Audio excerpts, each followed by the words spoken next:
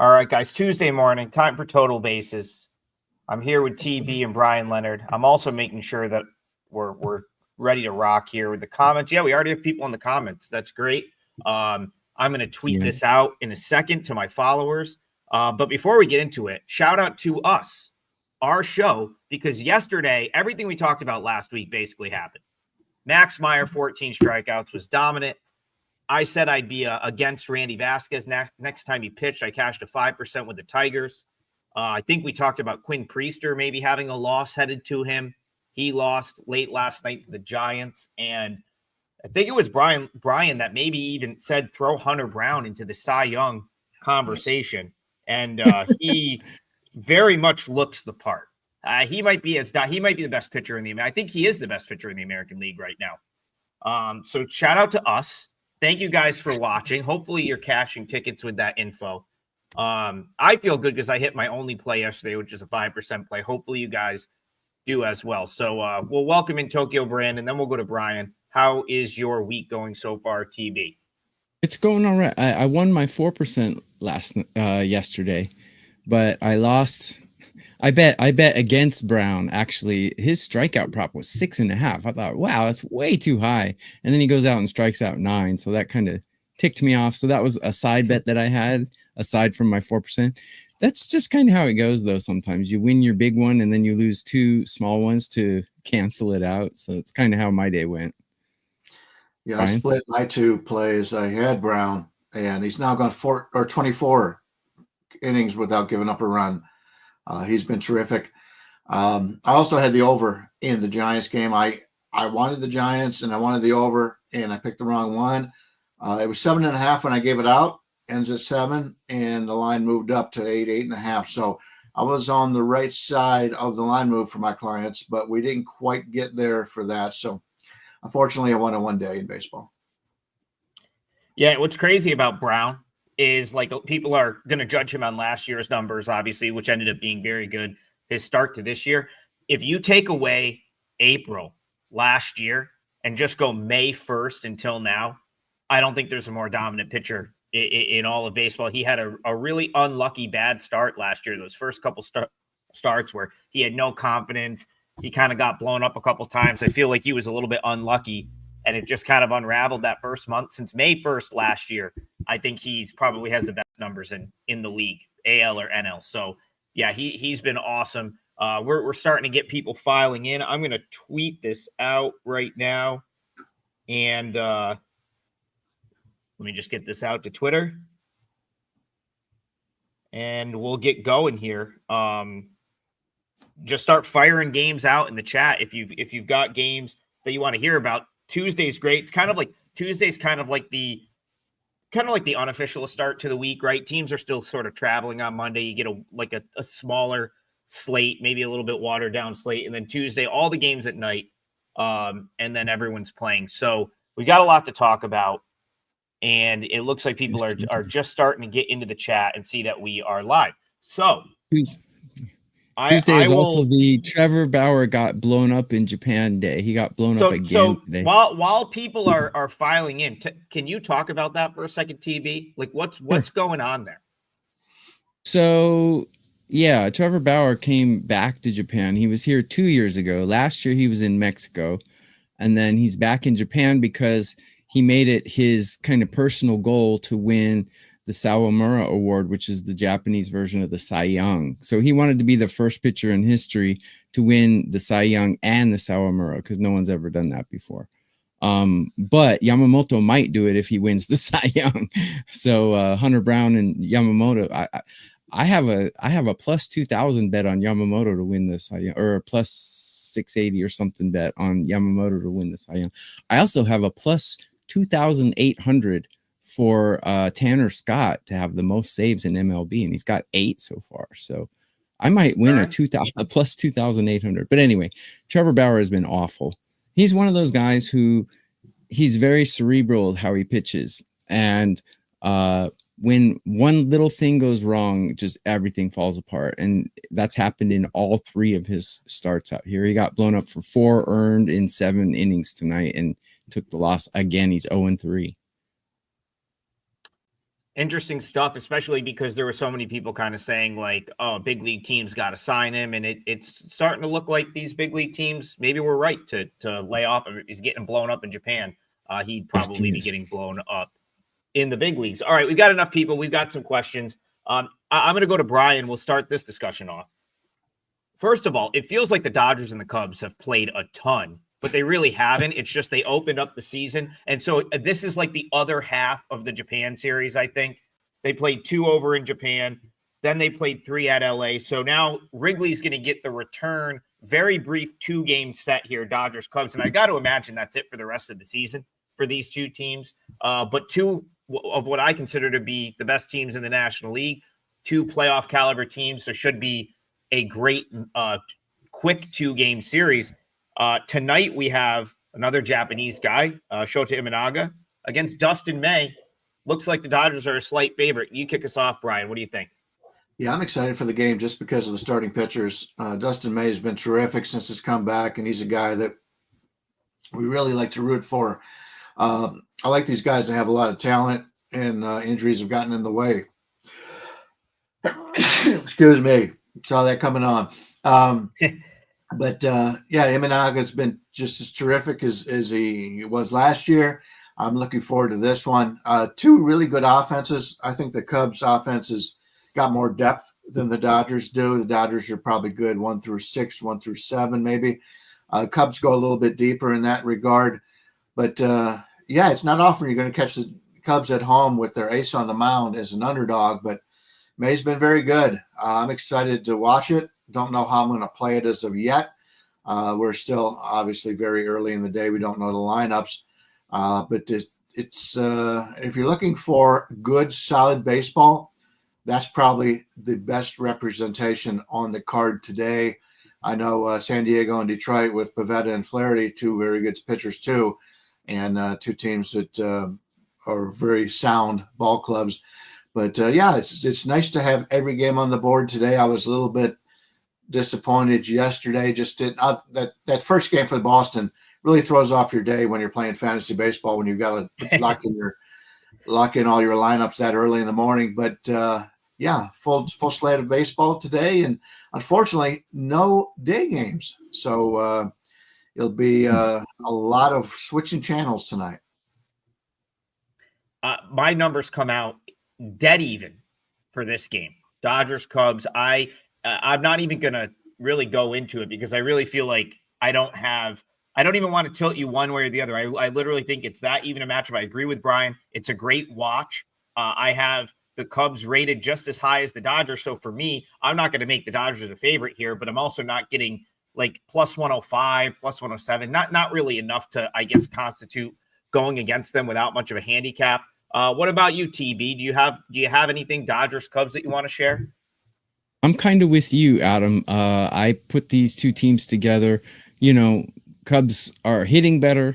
Dodgers have the bullpen, and Dodgers have the better starter according to my numbers, but almost locked dead even in this matchup. So one thing I would say is I think Imanaga is going to regress a little bit from here on out. Just my opinion. I don't have really anything to back it up except his xERA is higher than his actual ERA, and he's up there in age a little bit. Dustin May, hard.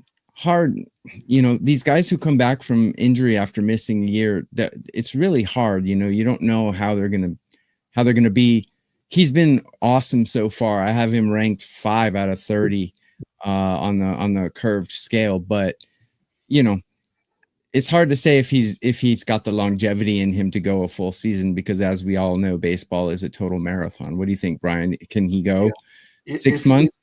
If you look at the Savant numbers for Imanaga, just touching on your aggression, his really only good numbers, his off-speed run values in the 90th percentile, chase rate in the 90th percentile, but ground ball rate 18th percentile. So he's prone to home runs, fastball velocity in the 9th percentile. His numbers have not been as good. His base numbers have not been as good. But, you take a look at his actual stats, 2.22 ERA, 0.99 whip. That's better than last year. So there is some regression coming for Imanaga. And obviously the Dodgers have enough hitting to bring that out tonight. We'll see how it goes. The regression obviously does not happen overnight. Sometimes it does, but most of the time it's gradual, and we'll see how it goes. But right now, Dustin May has been pitching extremely well. And of course, we've talked about this Dodger bullpen, and they've got a lot of talent in that bullpen. So we'll see how it goes. They've blown some saves lately, though. Underperforming, but yeah. So from a long-term standpoint, they're very good. Short-term, they're struggling right now. Guys, plenty of day baseball today. It's just down in AAA. We got Gwynn at Jacksonville, 11 a.m. Eastern. Indy versus St. Paul. Looks like Zebby Matthews is on the mound at noon Eastern. And then Sugarland Tacoma playing a day game out west. So there's ball to watch, just not the MLB version. But we're talking MLB baseball here. And we are going to move on. So a couple of people want to talk about Brian Bayo. Bayo? I don't know. Bayo. Who it looks like it's he we talked about him last week. He was down at Worcester, kind of, coming back from injury. Looks like he's going to make his 2025 season debut. Trying to figure out who it is for the Mariners, though. I don't know if they have anyone. Is it Bryce Miller? Is that Bryce Miller on the Odds Logic website and ESPN? Okay, so we're going to go with Bryce Miller there. It doesn't really change my handicap a ton regarding the Mariners. It's a team that we've sort of talked about a lot. I agreed. Brian, before the season, kind of pointed out that he thought this rotation was a little bit overrated. I very much agreed with him. And just the Mariners in general, I kind of have as an overvalued, overrated team coming into the year. I still kind of think that because they're above 500, and I've kind of got them like right around 500. One thing I will say about the Mariners offense, which I've been critical of, that I think I have to maybe adjust my perception of them.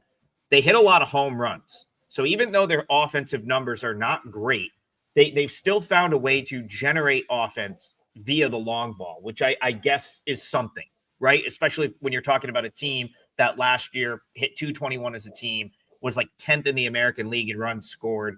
If they're going to hit some homers, that's a positive in my opinion. I don't really I guess like Mariners as an underdog with Miller on the mound there is probably some value there, but I'm just not high enough on this team to like want to go in and oppose the Red Sox in Fenway. I do think it might be a tricky spot for Boston, having played the early game yesterday and then having to like kick off a new series, but it's like slight lean Mariners or pass for me here. We'll start with you, TV. Where are you at? Boston, Seattle tonight at Fenway Park. Yeah, I tend to stay away from matchups where there are unknown quantities, and I consider Bayo an unknown quantity. Last year, he started off very well. Then he kind of tanked, and then at the end of the season, he kind of came back. He's a little bit erratic. I don't really know what to expect, because he's been injured. So to me, that's an unknown quantity, and I would stay off of this game. But Boston's bullpen is performing better currently in current form. But Seattle, after a horrible start to the season, their bats are warming up and they're hitting the ball quite well. So if you can use that for actionable info, that's fine. But I'm going to stay off this game because it's just too many unknowns for me. Steve Merrill talks about only looking at the road games when you're handicapping the offenses, and I agree. That Seattle home field is so pitcher friendly, and you can't really pay much attention. It's sort of like the opposite of Coors Field. But Miller has not pitched well on the road. His ERA, I believe, was like 1.4 higher on the road than at home last year. And he hasn't really looked that good this year. But then again, I want no part of Brian Bayo.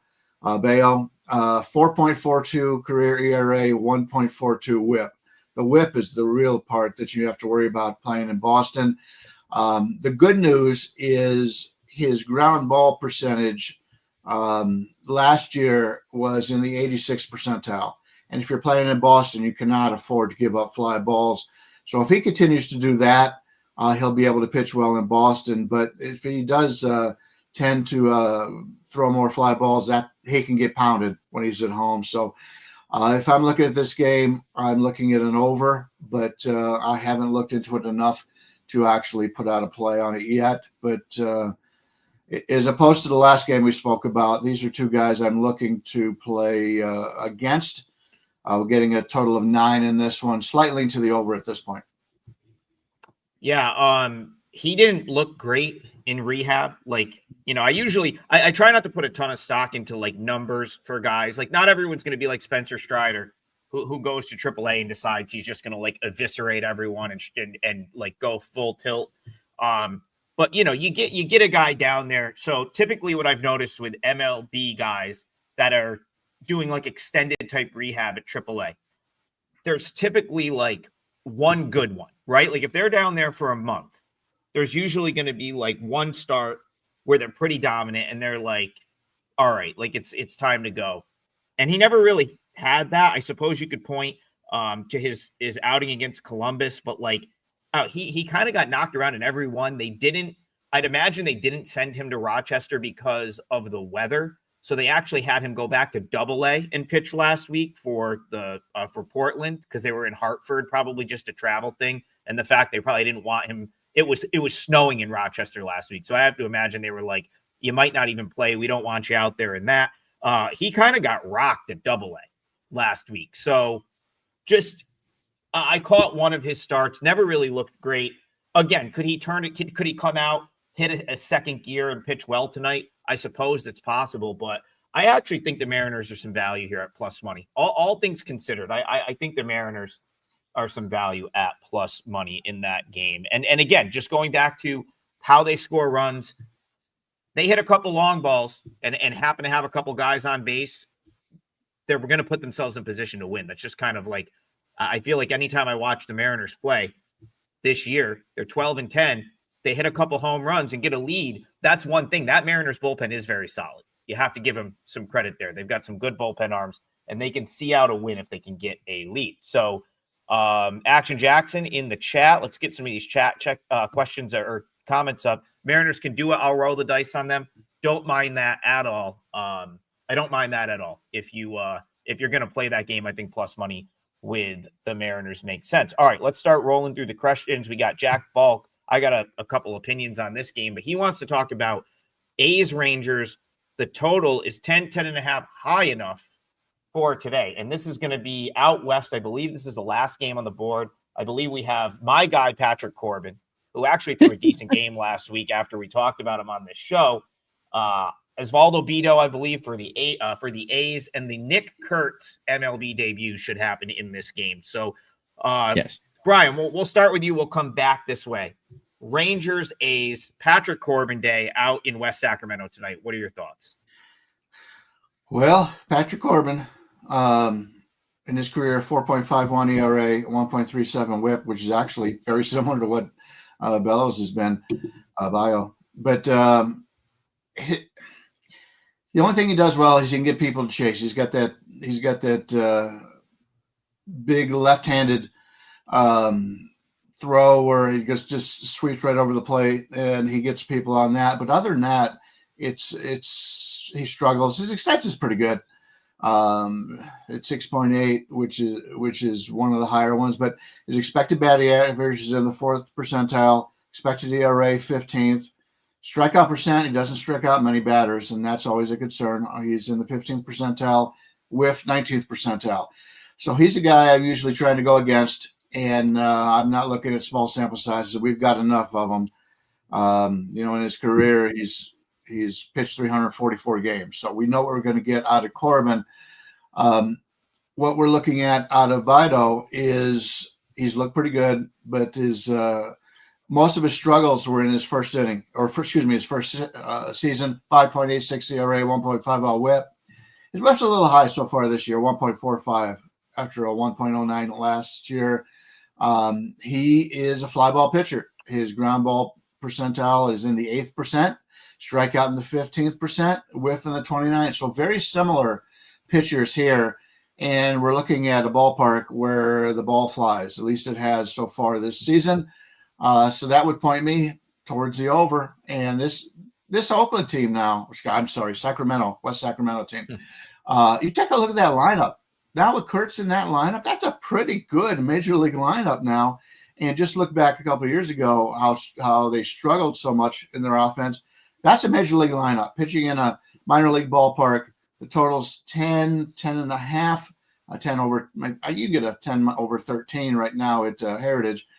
But that's the first thing I look for here is the over in this game. Just two fly ball pitchers in a ballpark that can't contain the fly balls. So yeah, makes a lot of sense. Real easy. All right, I got a bunch of thoughts here, but I'll go to you first, TB, and let you throw out what you've got on A's Rangers, and then I'll finish it off. I hate Patrick Corbin. I bet against him last week and he killed me. So he had probably the best start of his life and last time out and killed me. But despite that start, in my system, I still have him ranked 20 of 30. So he's still towards the bottom of the barrel. And the A's are hitting quite well, actually. And, they're going to add the young guy coming up today for his major league debut. And the Rangers don't seem to be hitting at all. So I agree a lot with what Brian said, but I'm going to approach it a little differently. I do have these pitchers fairly equal. I do have the lineups worlds apart. I think the A's are much better lineup here. So I'm going to I made a video earlier. It's going to be on WagerTalk's YouTube channel shortly, but I'm going to take the A's in the first 5 here just because as long as Beto pitches as well as Corbin, there's no reason the A's shouldn't win the first 5 innings because the A's bullpen, I can't trust them. I would not take the A's on the money line if they were playing Santa Clara University or whatever. So their bullpen is just so bad. So I'm going to erase the bullpens and go with A's first 5. It's actually a play I put out to my clients, and I made a video on that as well. All right, I'm going to disagree with both of you because that's good for the show too. That's good for the show. I'm going to explain why. So I first of all, I love this A's team. I've said this a ton. I've been talking about the A's since the beginning of the year. I still think that they're a very strong, undervalued commodity, like just overall.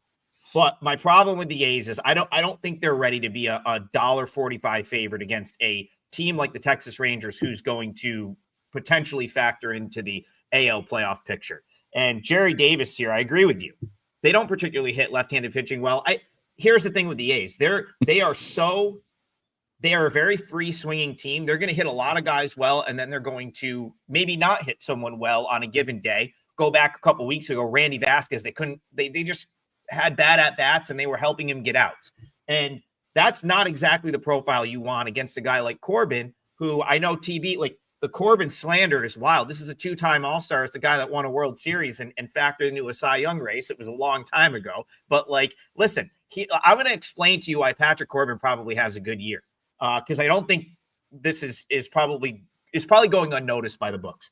The last couple of years in Washington, this guy was in a rotation with Mackenzie Gore, Mitchell Parker, DJ Hurst, a bunch of lefties that were just like him. The Nationals didn't really know. They had no other choice. He was really still there to mentor Mackenzie Gore, who was living with him for a while in Florida. That was kind of the reason that they still, he was there to mentor the young staff, but they were all left-handed pitching. So you had a team that would face the Nationals, and if you had Corbin on day 3 after seeing Parker and Gore, I mean, we're probably getting knocks off him at that point, right? Because it's lefties that all look the same.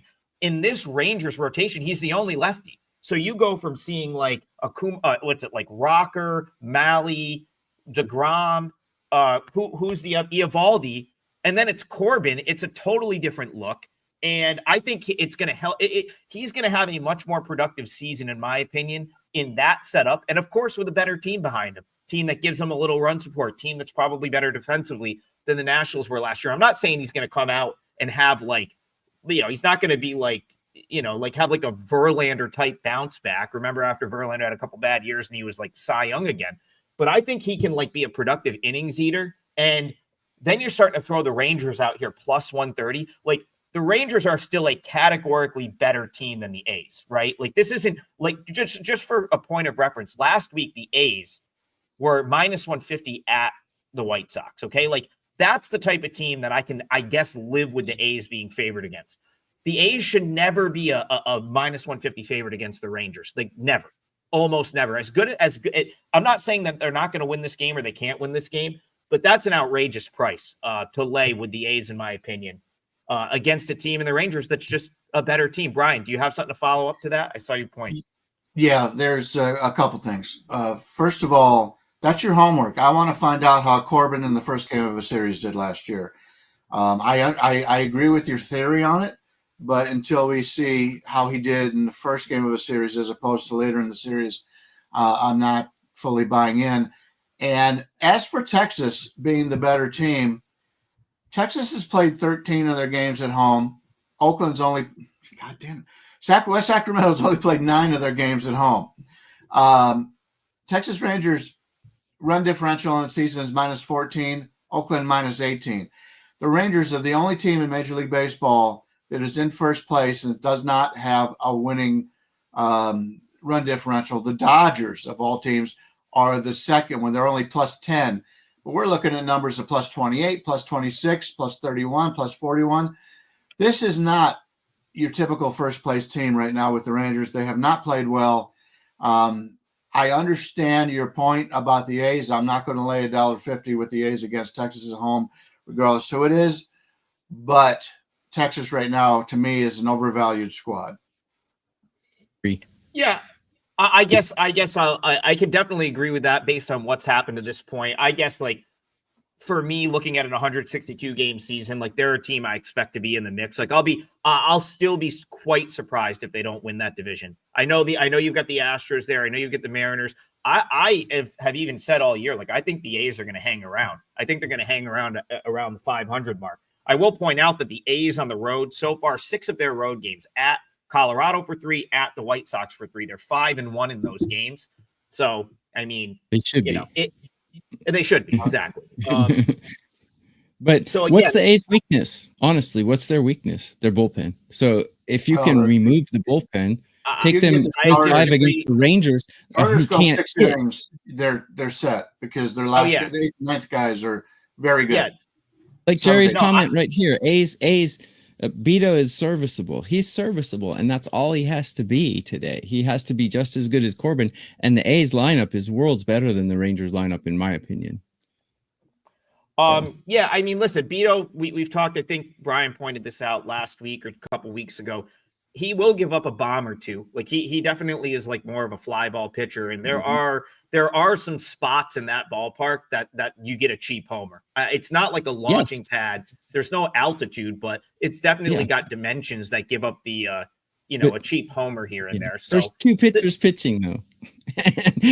So and I can give up a couple home runs, but Corbin's probably going to give up 3. So that's fine with me. I have Beto slightly better than serviceable. His upside is there. I actually do like him. I agree. And I'm with Jerry Davis. The A's bullpen is not that. The A's just have bullpen depth issues. So when they're trailing in a game, they're going to trot someone out there to kind of clean up. Like you do not want to mess with the front end of that A's, but like you're getting Ferguson, Miller, and like maybe like a matchup type guy. The A's are not going to blow many leads after 6 innings. Like Brian said, you get through 6, you got a tighter in the lead, and you're getting those high leverage guys for the A's. They're going to be just fine. They need to get Grant Holman up there. I'm pretty sure he's still in Vegas. I don't know why. He'd be another guy that I think would factor in nicely in that bullpen. Good conversation there on the A's Rangers game. And Jack says if Corbin was from Kansas instead of Central New York, would Trig care about him? It's less. I don't care about him as. Listen, it has less to do with me caring about him and more to like be like I've just happened to follow his career. And I think it's very knee jerk to be like, oh, he's just like the worst pitcher in Major League Baseball. Like the guy is obviously not what he was in, the mid part of last decade when he was an all-star. And then the 2019 year where he was arguably as valuable to the Nationals World Series team as Scherzer and Strasburg was in terms of like the way that like that season. He's obviously not that. But is he still like more capable of getting out to the big league level than a lot of these guys we talk about? Or at least maybe the bottom 20%? Probably. And he's in a We're much gonna have better to stop situation. talking about Patrick Corbin today. He's in a much better situation. I'm just saying, like, yeah, the reason we're talking about it is I think you're going to burn through money if you're just like, let me fade this dude every time he steps on the mound. Because it's not like you're ever getting a good price. So he's probably better than Carlos Carrasco at this point, but I think he's better than a lot of people, like guys, and he's in a more favorable spot. He's the only lefty in that starting rotation. All right, I think he's going to get torched today. That's just my opinion. Yeah, we'll see. The A's, like I said, if Randy Vasquez can get him out, Patrick Corbin probably can get him out too. All right, we're going to go over to Brian. I came ready. I just had to rep Akron. I have the Akron Zips hoodie on for Brian right now. And we're going to start off with his Cleveland Guardians. They're hosting the Yankees today. Believe it's Will Warren versus Tanner Bybee. This game, I got to get my bearings reset. We're in Cleveland here, right? Yeah, this is it. This game is in Cleveland. All right, Brian, start us up. Guardians, Yankees. Gavin Williams yesterday, before we get into the game, what the hell happened to him? He was a guy that I was looking to fade. He has not done anything, and then he comes out and shuts down a really good Yankees lineup. In fact, I think Judge struck out 3 times. It just shows you that every single guy out there can have a good start, and they're a major league pitcher for a reason. Even Patrick Corbin. So yeah, that one was a major surprise. Right. I think I saw. Don't get him started again. No, I think he was like, wasn't he hitting like 99 on his fastball yesterday? Fastball looked good. He looked so good in spring training, and I'm buying in on him, and he looked terrible. And then all of a sudden, the one time I decided to go against him in my own betting, he didn't show it. Warren is up against Bybee in today's game. Will Warren's a guy that he's looked better in the minors than he has in the majors. Obviously, he comes in. He's only pitched 10 games in the majors, 9 starts, 8.22 ERA, 1.70 WHIP. Last year, if you remember, last couple of years, last year and this year, he's had that ability to just blow up at any time. His off-speed run value is in the 2 percentile. His walk rate, 17th percentile. Hard hit rate, 12th percentile. So he's struggled in just about everything. He does have great extension. He's in the 80th percentile. And he does get whiffs. So he does surprise the batters. But when they connect on him, they've had a lot of success against him. That's always a concern. You also have in this Cleveland game, you got Tanner Bybee on the mound. And he has really struggled coming out of the gate here. His 5.85 ERA, 1.50 WHIP. His barrel percentage is in the 9th percentile. He's getting hit hard. Chase rates down, 13th percentile. He's came up as a big strikeout guy. He's only in the 25th percentile in strikeouts, 22nd in walk rate. And as I said in the past, the one thing you could take a look at in Major League Baseball, strikeout minus walk rate. That tells you how good a pitcher is. So far this year, he's got a 17.2 strike rate and a 12.6, which is terrible, walk rate. So you're looking at a 4.6, where the best ones are at 16 and higher. There's something wrong with Bybee right now, and they can't do anything about him because there are other pitchers, for the most part, have been struggling as well. This is either a bet against Cleveland with Bybee, it's a bet on the Yankees after being embarrassed yesterday, or it's a play on the over. And I haven't decided what I'm going to do yet, but Bybee, I've watched every start for Bybee. There's just something wrong with him. I think he's lost his confidence at this point. And going up against this Yankee offense with the big bats they have in that lineup, I don't want any part of Cleveland in this game. Interesting. I was going to say, I'll jump in and we'll let you finish this one up, TV. I am so close to playing the Yankees here. I really want to play the Yankees. I haven't done it yet, but maybe I'll talk myself into it as I kind of talk this out with you two. So I played against Will Warren in his last start, but that was more like I like the situational spot for the Rays. And I will the Yankees were smart about like what they did with him. So they yanked him before it was about to get real ugly for him. Like it was a surprising move, and I think it kind of won them that game. So this would have been the Thursday night game, Yankees-Rays last week, where he clearly didn't have it. And instead of just letting him stay out there and get rocked, which for a kid like that, like they probably would have had to send him back to AAA.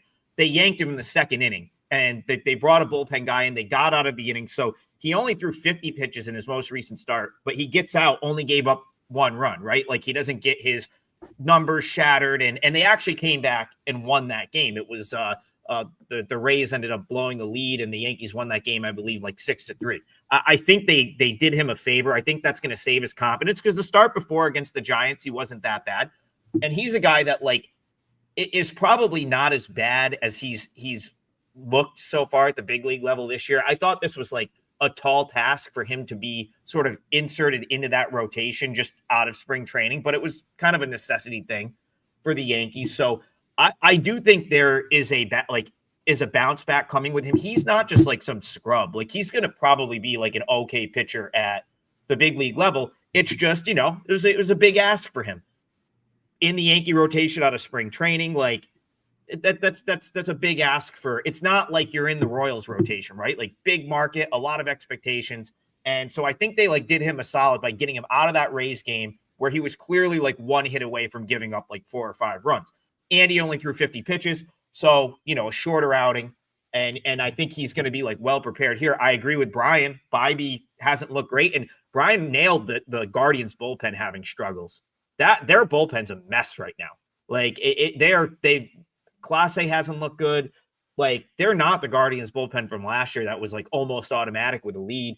And then of course the Yankees bullpen has been fantastic. They blew that game against the Rays, but that was always coming. I'll say this with some of these good teams that are always in the lead, like the Giants, right? Sunday, like those are going to happen when you're constantly trying to protect the 3-run lead. You're going to blow a game or two every once in a while, especially if like you play 7 days in a row where you're in a 1-run game.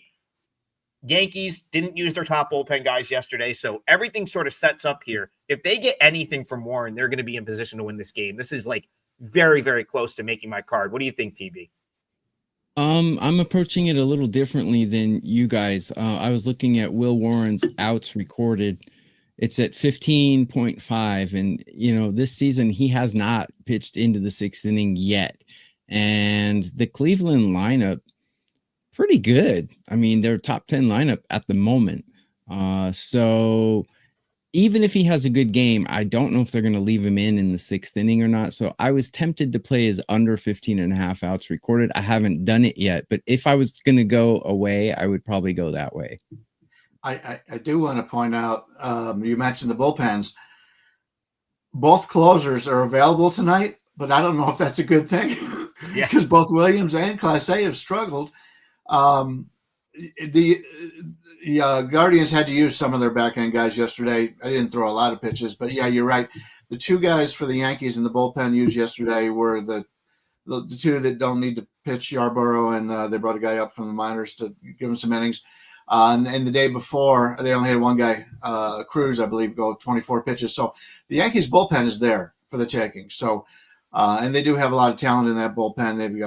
They've got some other guys that came back from the IL. So the Yankees bullpen should be a pretty big advantage in this game, I believe. Yeah. So the more we talk about it, the more I think I'm going to end up on the Yankees side. Let me just take 10 seconds right now to address Robert's comment there about the streaks. If you could pull that up. He says, I've been fading Nola first 5 all year and winning. At what point do you, or during a streak, do you stop and fade him? The correct answer to this, and most professional bettors will tell you this, is you ride that streak until you lose. Because you can only lose once, but you can win as long as the streak continues. So the correct answer is you keep riding that until it wins. You're playing with house money. I don't know if that's the correct answer. I grew up with Phil Steele, who runs North Coast Sports, and that's what he said all along. He says, you just ride the streak till it ends. Well, how do you know if it's going to end the next day or the next after that? Well, you lose your bet. My point is where the value's gone. You see these teams that go on these streaks, and all of a sudden they were a 120 favorite. Now they're laying 170 with the same personnel. That's when you can't bet them anymore because there's no longer value on that team. So we do have a disagreement in that. It depends on how you look at it. But a lot of people feel that way about streaks. I'm not. I'm more of a guy who is trying to take the value on the other side of the streak. So two ways to look at it. There is no correct way to do it. Yeah, I have no problem if you want to play like the house money angle every once in a while. Like a couple years ago, Koken won like 10 games in a row because he was basically like, okay, Phillies fired their manager. I'm just going to bet him every day until they lose. Like he went in like with a preconceived notion that he was going to do that. And I think he won like 10 bets before they lost. So like, I don't mind that if you're just like, this is my angle. I'm going in and like this is just my plan here. I guess like for me, I'm more with Brian where it's like once the value's gone, there's no reason because then like kind of like what Brian's saying, like let's say something moves to like minus 170. Okay, well now do you want to give back 2 bets basically on a 1 loss because you're like stubborn and you're like, well, I've just got to ride this streak? Probably not. So I'm with Brian there. I think once the value's gone, you just move on. There's no reason to you don't have to continue to play it. Like I guess is my opinion there. And we had Bobby E late to the chat. Not sure if you talked about Red Marlins yet. We have not. I like Martinez to get it for his first win tonight. Adam, you love to fade Nick. No, I don't. Nick Martinez is my guy. I've talked about Nick Martinez being a play on for me for the most part. But as far as today is concerned, I can't just like beat the Marlins drum like this and then go against them right now, especially when they're getting my guys up. Ronnie Simon up yesterday, Augusto Martinez, Peter Bendix is just down there cooking everyone at the lower levels, taking all their players. That dude is going to, he was the Rays GM before he was in Miami. So naturally, like the Rays have been doing this for years, just abusing other teams in trades. And now Bendix is over doing this for the Marlins. And now these guys are starting to reach the big league level. Augusto Martinez was a guy that came from the Yankees organization. That was a fantastic get for them at the trade deadline last year. So Marlins are a team that just continues to trend up. But I like Nick Martinez, and I don't know if I want to bet against the Reds off the loss. So no play here for me, but I am way too pro Marlins to play against them right now. So TB, you want to start us off? Any comments on Reds Marlins for you? Yes, I have several plays on this game. Some I can reveal and some I cannot. It's $5 Tuesday today, so I'm sure I have a play out already. I'm sure the gentlemen on each side of me will or already have a play out as well. Let me tell you about what I think about this game right off the bat is, when I break a game down, the first thing I do is I just look how they're ranking in their hitting, how their bullpens are doing, how their starters are, and then I dig a little deeper. But right off the bat, both of these teams are producing runs at a hellish pace. And we got 2 bad bullpens and 2 bad starters. What that tells me is a good way to go in this would be, you can get plus money a lot of times if you bet a starter not to get the win. But if you parlay that together with another starter not to get the win. So I would say neither one of these guys are going to get a win today. That would be one way to go because both bullpens are so atrocious. Neither guy really goes very deep into their games so far this season because they've been shelled so hard. Edward Cabrera certainly, nothing is certain, but he is highly unlikely to get a win in this game because even if he's winning when he comes out, his bullpen is so bad, they'll probably give it back. Both teams are hitting hot. So, overs, team total overs, or pitchers not to get a win is the way I would approach this game. I agree. I think it's going to be a high scoring game. I do like Martinez a little bit better in the overall, but he has struggled this year. And you look at the whips for both of these starters, and granted, it's still a small sample size, but they've been terrible. Cabrera came out that first game, looked really good, and people starting to buy in on him. And then his second game, not so good. And it was the old Cabrera again, putting too many people on base. I agree with you totally, Trig, when it comes to this Miami offense. I watched that game yesterday, obviously because Meyer's one of my guys, and he just looked terrific. and that offense is turning into a major league offense. From 1 to 9, they look better than a lot of these teams that people are looking to bet on, because their 7, 8, 9 guys are better than 7, 8, 9 guys on the Yankees, the Dodgers, some of these other teams. They've got more depth on this team. They basically gave away Bride the other day, let him go, and then all of a sudden he gets picked up by the Minnesota Twins, a team who is supposed to be in contention in the American League. So they've got a lot of good young players on this team, and I think at this point, where a lot of people look at Miami, think of them as a low-scoring team, good pitching, good starting pitching at least. Not the bullpen hasn't been that great, but 8.5 here, and you can get them at basically even plus 100 or something in that range. I think the over is the way to go. I like the way both these teams are hitting. I think we see a higher scoring game. This Miami team is different. It plays a little bit different than it did when they had the big statue out in the outfield. These teams have just gotten a little bit better offensively each and every year, and they're not the shoe-in that everybody thought was going to be one of the worst teams in baseball coming into this season. And if you take a look at the stats on the season, they've looked much better so far this season. They come in with a 10-12 record. They've still been outscored by 19, but just something to take a look at. And they have not played good against good teams, but I'm not so sure Cincinnati's that good of a team right now. Yeah, what's amazing about the Marlins is arguably the best one might still be at AAA, because Devison De Los Santos hasn't really started to hit yet this year. The only reason he's still down at AAA is because he's kind of off to a little bit of a slow start. He was basically the top hitter in all of minor league baseball last year. He was part of the AJ Puck deal, I believe. Diamondbacks really needed that guy, a Puck last year and a guy in their bullpen. They gave away De Los Santos. He played. He was pretty good. I bet Jacksonville a couple times last week. Like, he's starting to hit.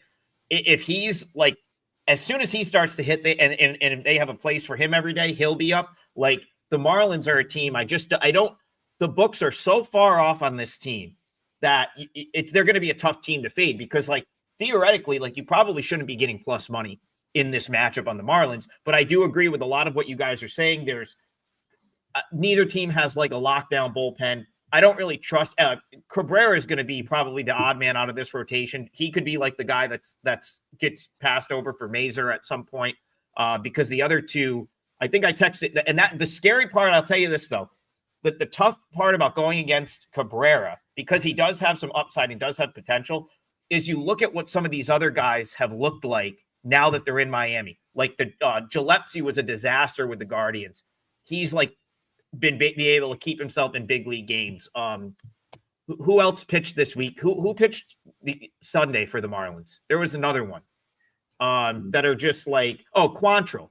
Cal Quantrill's like hanging around in games. And then you go back to AAA. You've got guys like Mazer looks awesome. There's guys that were really struggling at their previous stops that are all pitching extremely well in AAA. And I think it has to do with the Marlins overhaul on player development. Brian talked about this at the beginning of the year. Totally overhauled player development, new pitching coaches, and a bunch of these guys look great. Like, really, really great. They brought Rob Pina over from the Phillies organization. He's been solid. There's like a list. Like, the list goes on. Xavier Curry, former Guardians right-handed pitchers down there. They're turning him into a reliever. He might actually help their bullpen sooner and later. They actually have some good relievers at AAA. So Marlins are only going to get better. I would not be betting against this team. There's too much unknown there, and the upside is way too high, especially with that lineup. So it would have to be Marlins or pass. All right, let's. Brian's got his finger up. Yeah, go ahead, Brian. I just wanted to point out, you talked about their young players. They still have Braxton Garrett, Yuri Perez, and Ryan Weathers all injured.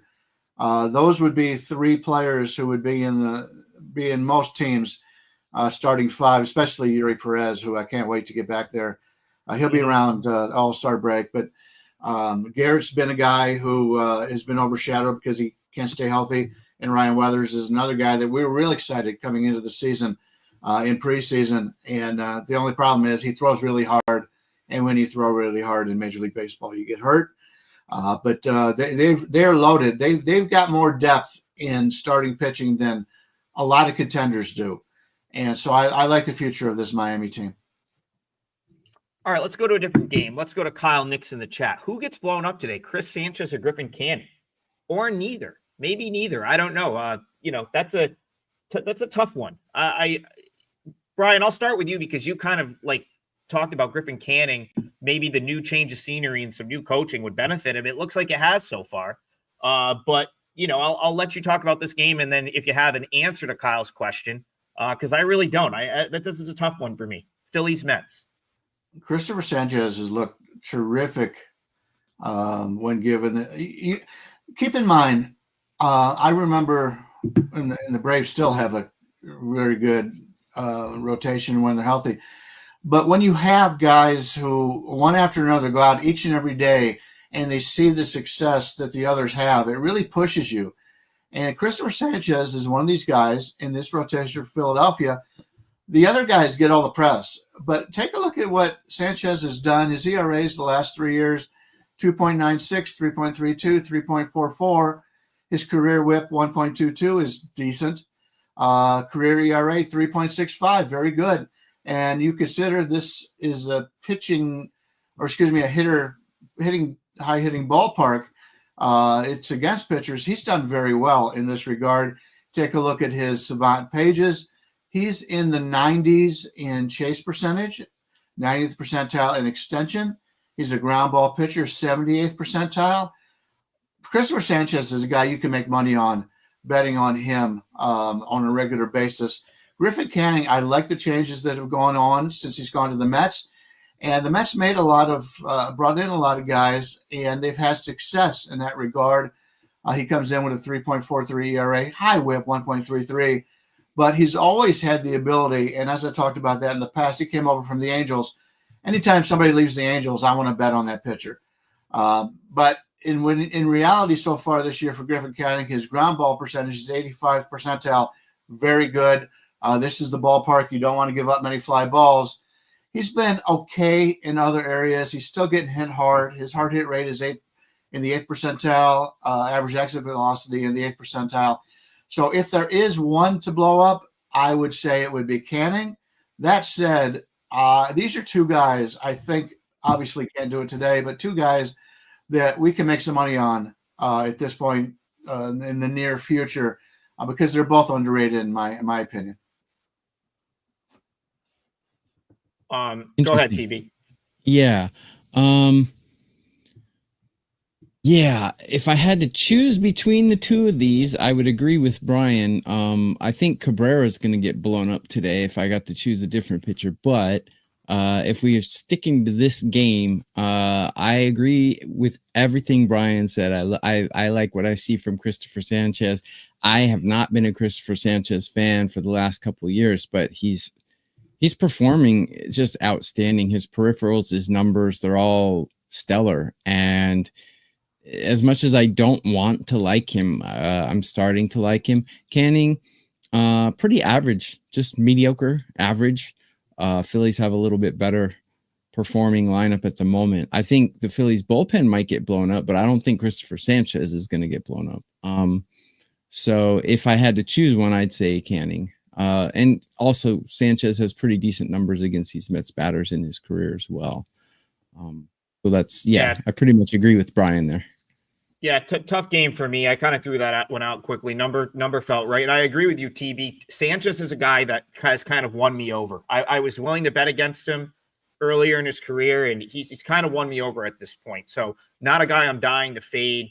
Mets kind of like messed around with a big lead last night. I don't know. I think the Mets are a significantly better. I think the Mets are a much better team than the Phillies this year. Like if we're just power rating the two teams, I really am high on this Mets team. I don't think they've played even close to their best baseball yet, and they're like 16 and 7. Up. Yeah. But I'm not. I don't love him in this spot. Kyle, Nick's follow-up question. This was to the game we talked about before.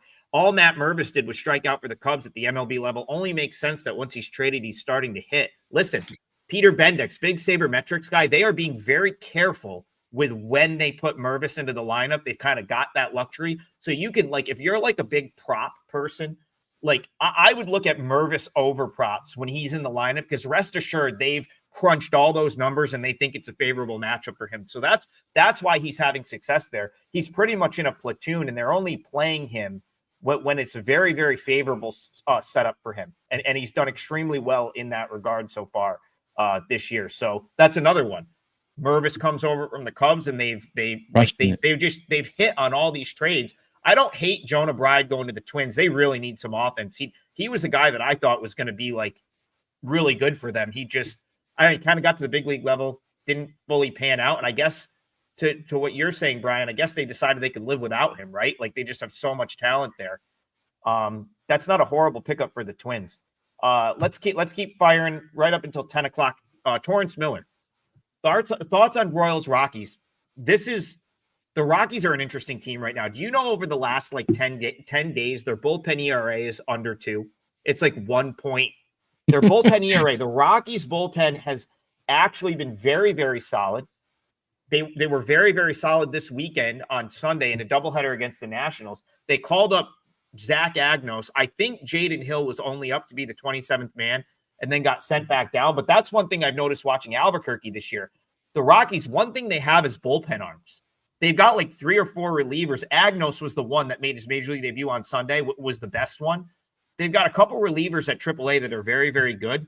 And now their bullpen at the big league level has been awesome, at least in a short sample the last week. But we've talked about this team going on the road and how it's never a good, sort of good thing going on the road.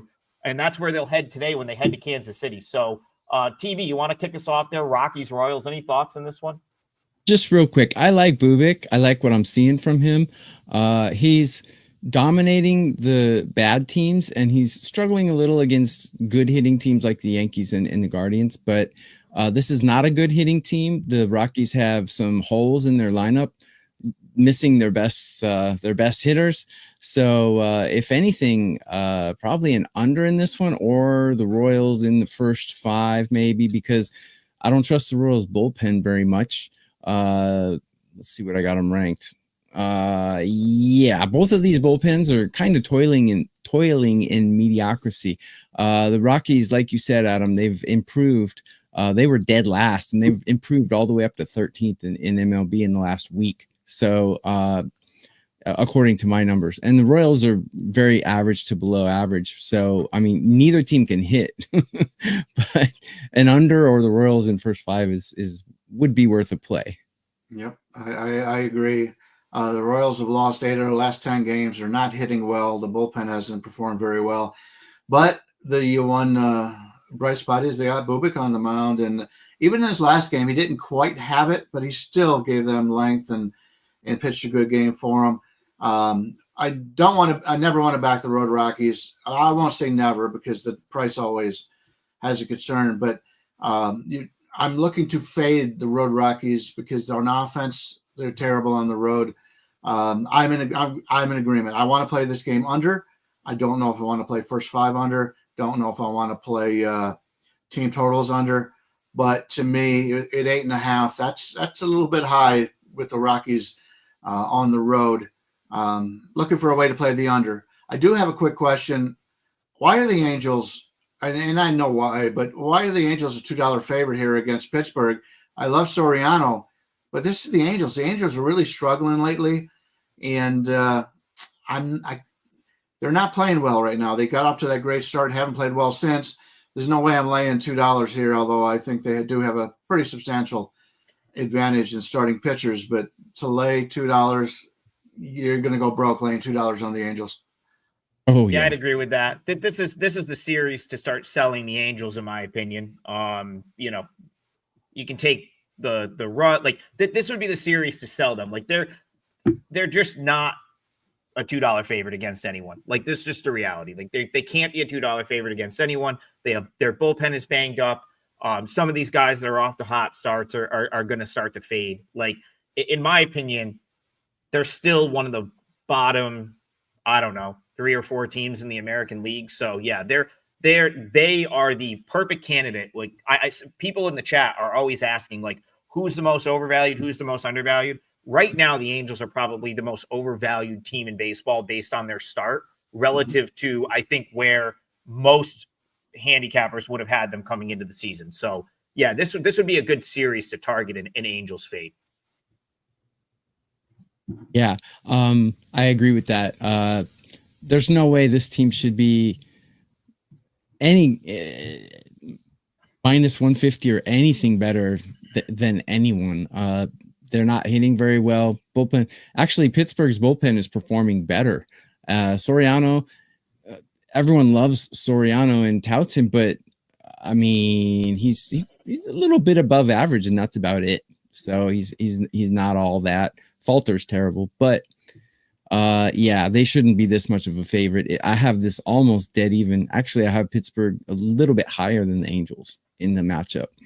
So I want to circle back to Brian. Brian said he was looking for a way to play the under, or like the under Rockies Royals. I think the full game makes a lot more sense than the first 5 in this case, because like I said, the Rockies are sitting on some really like upside bullpen arms, and you know, the last 10 days would show that. And I think they just called up their best one in Agnos, and the Royals kind of have a rested pen. Their front, they've got some good bullpen arms too. They called up Evan Sisk the other day, who's guy that's been really productive at AAA for like, you know, over a year now. So I think you probably have more value in the full game there. I just wanted to circle back to that because that was. Here's a real quick interesting fact: the Rockies are 1-11 on the road, and the Mets are 10-1 at home.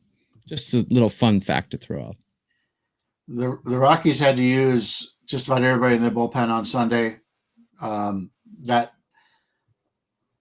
That's one thing you got to worry about. But yeah, they had yesterday off, and I think they might actually. I got to double check this. They might have sent someone else down, and they may keep Jaden Hill up, who had one bad out. Like the first, I mean, when he was in a true relief role for Albuquerque, they tried to bring him in and have him throw like a couple innings, and he ended up getting blown up.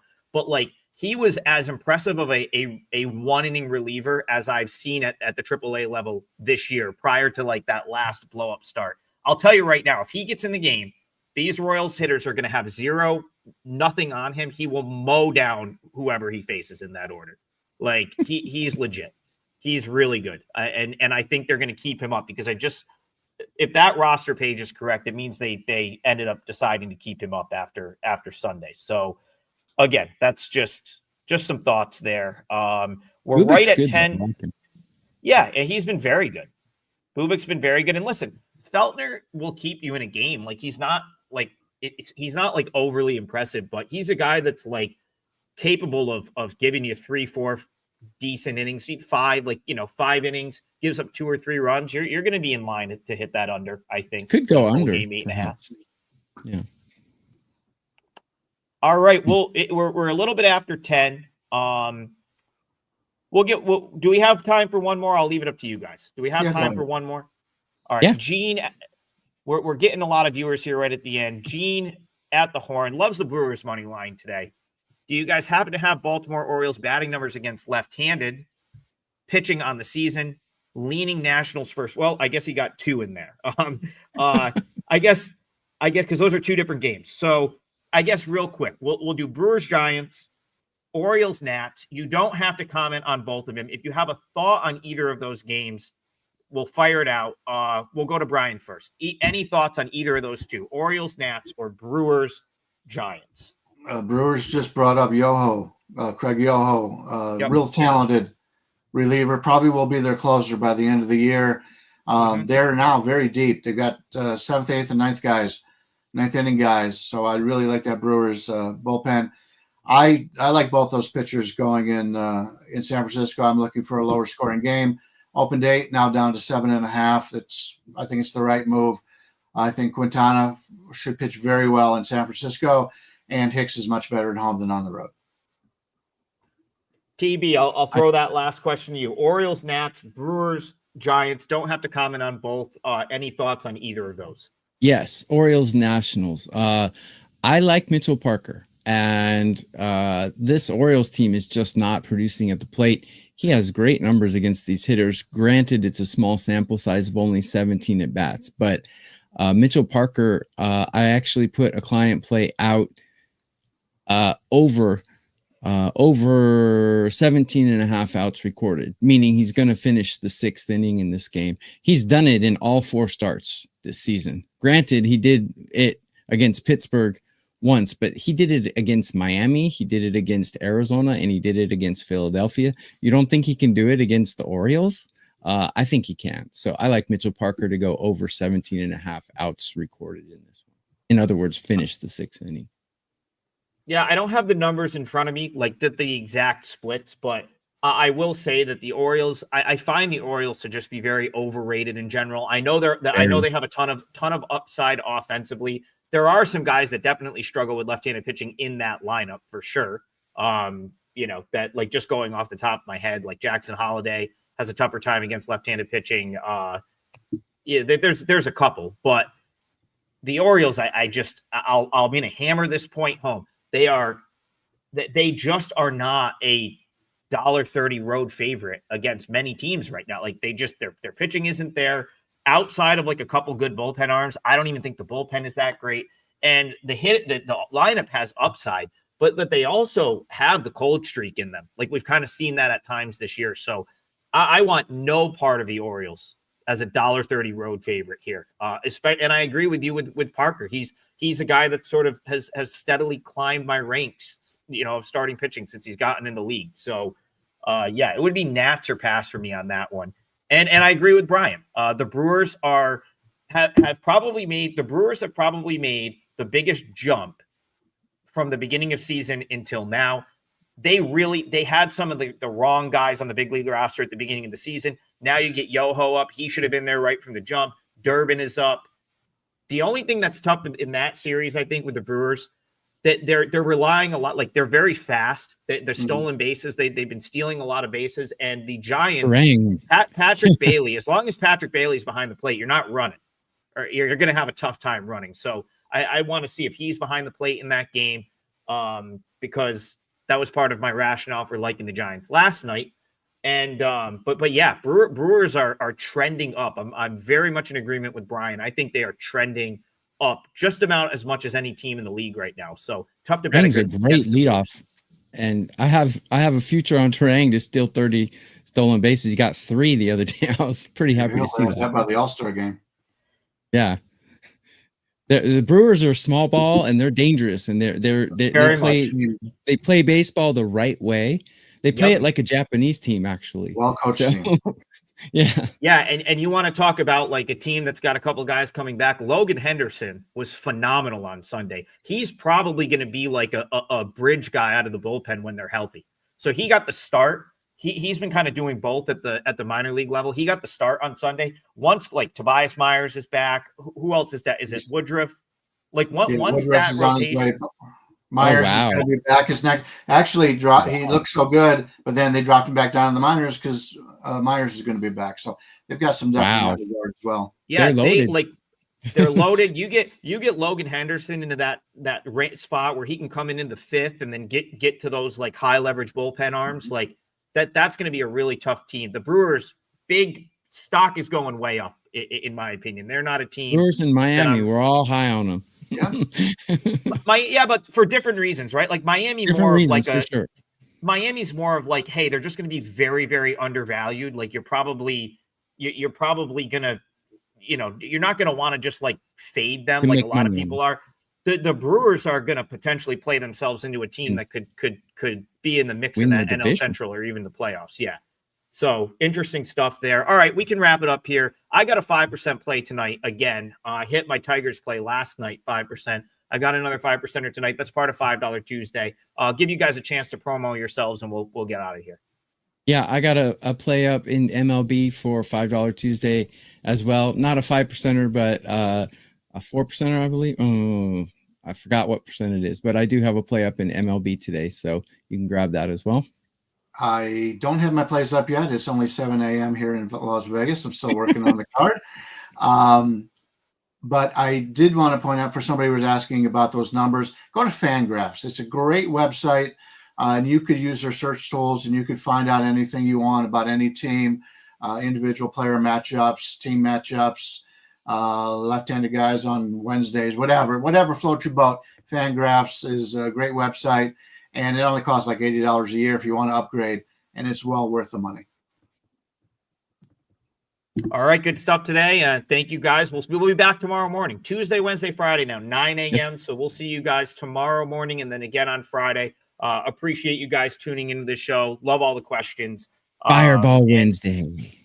It's Fireball Wednesday for TB, so don't miss that. But yeah, we'll be back in the morning. Good luck tonight. See you guys tomorrow.